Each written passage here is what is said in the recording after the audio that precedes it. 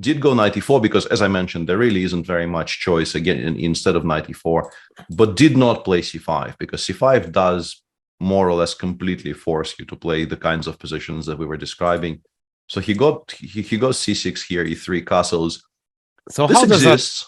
that? Yeah, okay. This exists, and it's not horrible at all, but it's not supposed to be as comfortably equalizing, But yeah, it looks Queen b3 playable on to the me. board in the meantime. And chat tells us that Magnus is following his own game against Nakamura from Bill 2012, which is, once again, more Grunfeld's dead. To get to game, simply. Yeah. And this is what I sort of expected, just some kind of Queen a5. And then you go for this plan of knight d7. And then if you really have a lot of time, you would maybe even like to play b5, knight b6, bishop b6 to really get a grip on the c4 square. But you normally don't get this much time, so you play knight b6, bishop b6. And another thing that white needs to pay attention to is you would like to preserve the bishop pair, but then you might have to sacrifice on c3, which is probably not something that Vincent would. And on the subject of avoiding all of those knight jumps, Vincent starts with bishop g5, which I like quite a lot, because attacking the pawn on e7 when the queen ventures away from d8 is a very, very standard thing, which is extremely annoying in all kinds of Grunfeld positions. And Magnus now has to be very careful, because you can very, very easily drift into positions you will hate quite a bit. Fantastic. Very nice Grunfeld. Yeah, just a very nice Grunfeld. So he did play b5, he did play rook e8, as we were sort of expecting, and knight b6. I'm not sure how I feel about the move e4 here. But I also don't know what else to do, because we're not in time to play a4, as far as I can see. And then, it's unclear where our pieces are supposed to go. But I don't know if bishop d7 is a mistake. Bishop d7 also looks very playable. Like rook ac1, and then, I don't know, knight a4, or queen a4, or just a waiting move, or even e6 maybe in some positions. And bishop g4 is played. Bishop g4 played very quickly, yeah. No, I thought it was a decent idea. Bishop d2 played by Vincent Kamer, some prophylactic move. Okay. But now I'm curious, maybe even the immediate e6 is quite strong. Yeah, this is shaping up to be a very, very nice position for Magnus. Yeah. Triple world champion, Magnus Carlsen. I think he's doing really well. I think this is a dream Grunfeld by this point, like an absolute dream Grunfeld. You generally, like, there's this really quirky line in that I think Ruslan Ponomarev maybe was one of the earliest people who did this. There's this line, I think this is the move order, right?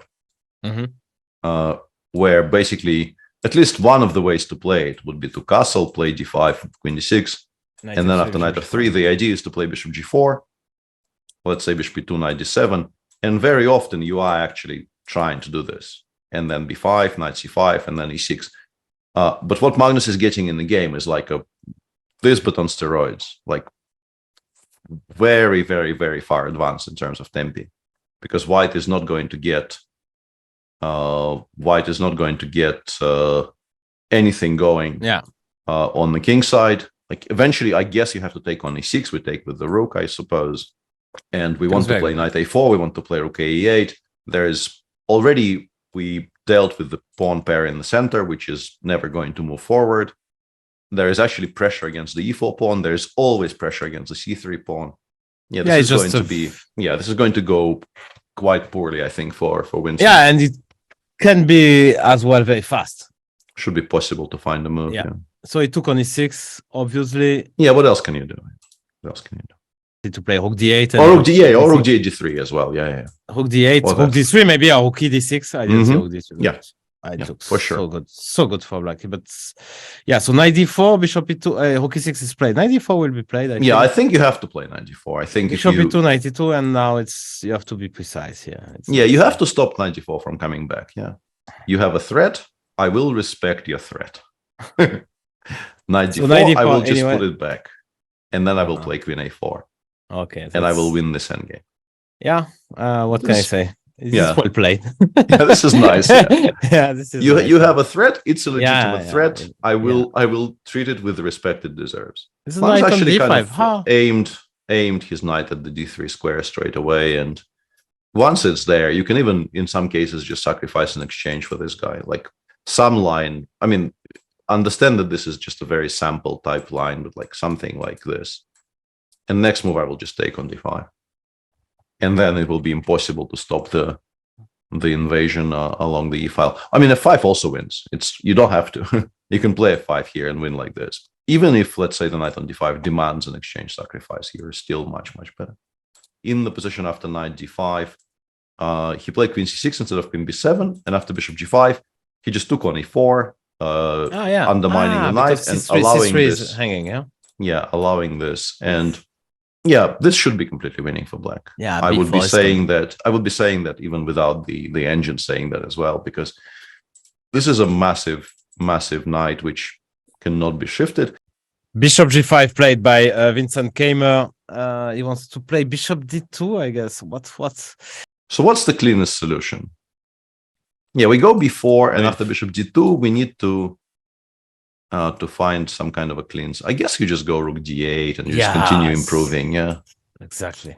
I'm a little bit surprised he allowed h5. Yeah, but I guess he just goes maybe he just goes gh, because honestly, I see absolutely no reason not to play h5 here, so that you never even have to have this debate.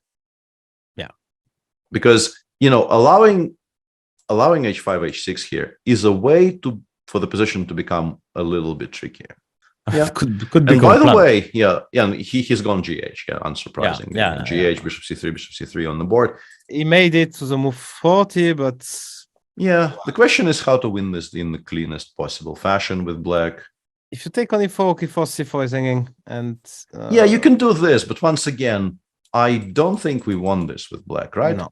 Maybe it's winning, maybe it's not. Yeah, but because you're not sure this is winning, despite the fact that we have an extra pawn on the king side.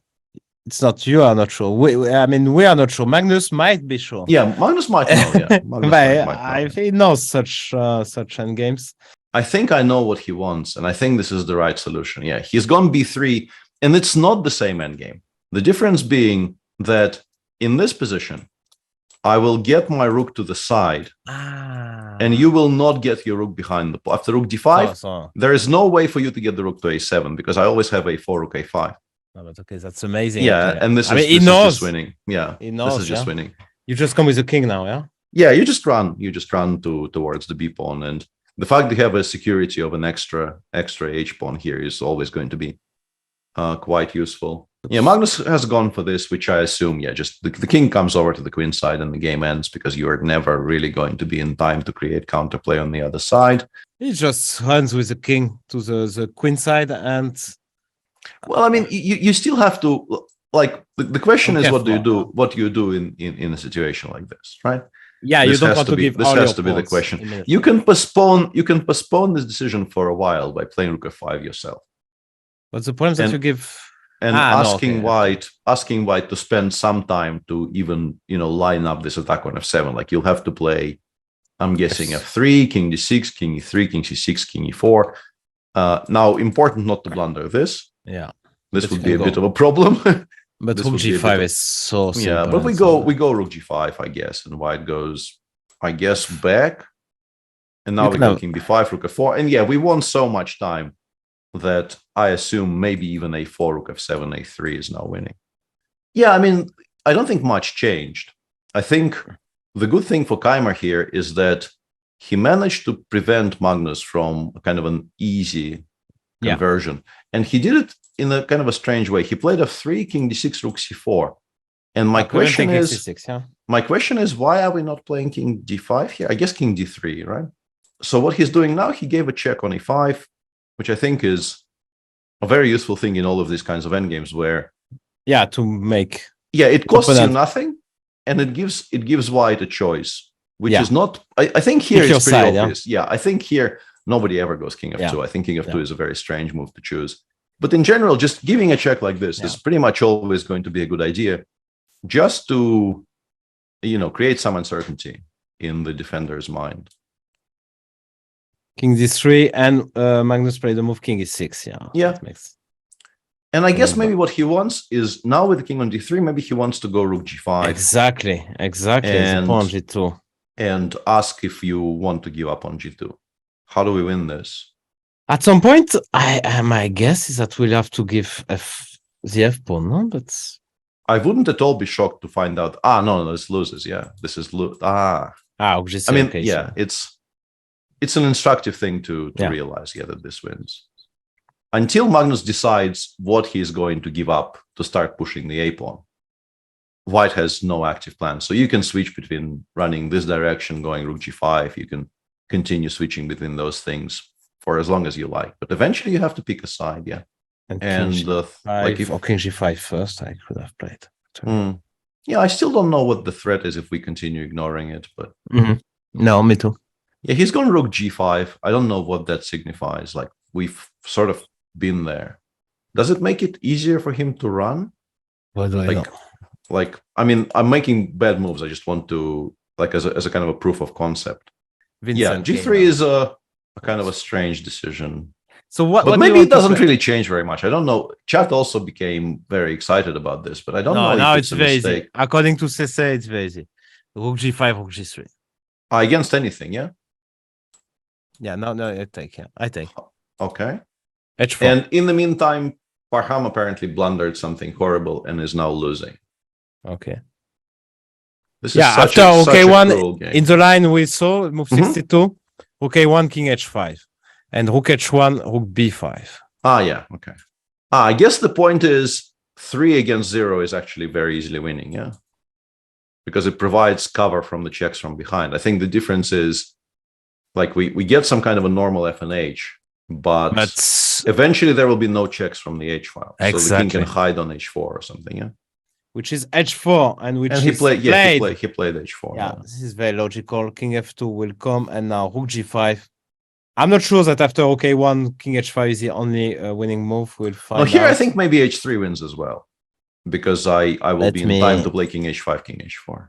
You can lose on time. That's the last time he gets extra time, except the 30 seconds increment, which he will get till the end of his life. Is playing non-stop. But 15 minutes is the last time. Yeah, it looks like Black is just winning because the king is cut off along the G file and there is a passer on the H file. But it's tremendously important that White cannot establish some kind of a defense from behind here. So yeah, this is close enough for Vincent to continue caring a great deal about the quality of his decisions. So he's doing the right thing in very much continuing to think and continuing to calculate. But I don't think he saves this. I don't think Magnus makes a mistake here. A8, king H5, king F2, G6. Everything is going according to the plan, according to CC. H3 is next. Yeah, this is going to be even simpler because the one we were discussing earlier, where the winning plan was to play rook b5 here in this position. Yeah. This no longer applies because the pawn gets to h3. And once the pawn gets to h3, we just win by queening that pawn. Like, we play h3, we play rook g2 check, we play king h4, king g3, h2, and so on. And this cannot be stopped. So I think now the win is just extremely straightforward. Rook a5, we play rook g5. Rook goes like anywhere, we play h3. It really is no longer rook a3, but we can still play h3, f4, rook g2 check. It doesn't change anything. For a little while, I think he will just resign. I think it's not a mistake here to just call it quits, because obviously I think that, like, everybody knows I think that. and he did resign. Great game by the world champion Magnus Carlsen. Very nicely done by Magnus, starting from the decision to play c6 here, to not enter any of the theoretical lines, avoid all of the discussion of the kind of a very, very safe, kind of boring-ish endgames, which you never ever win with Black.